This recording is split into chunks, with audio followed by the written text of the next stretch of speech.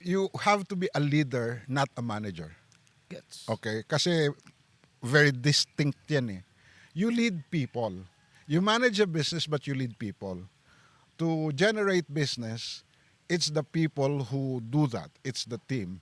Kaya ako, yung mga staff ko, kahit nga nung una sabi ko naging terror din ako. Pero kailangang babaguhin mo eh. Opo. And then I learned to mentor. Gets. Marami kong mga naging mga staff who eventually became CEOs. Grabe. Kasi apparently magandang pagkaka-mentor ko sa kanila, no?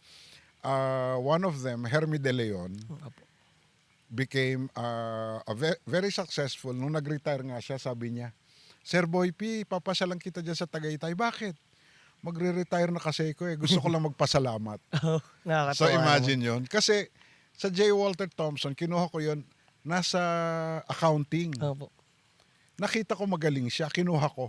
Can you imagine that break? Opo. Hanggang naging CEO siya, naging ano.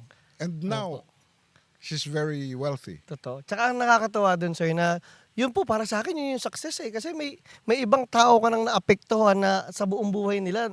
Yung trail po ng influence nyo, talagang ano yun yung parang legacy talaga eh, no? I try to affect Opo.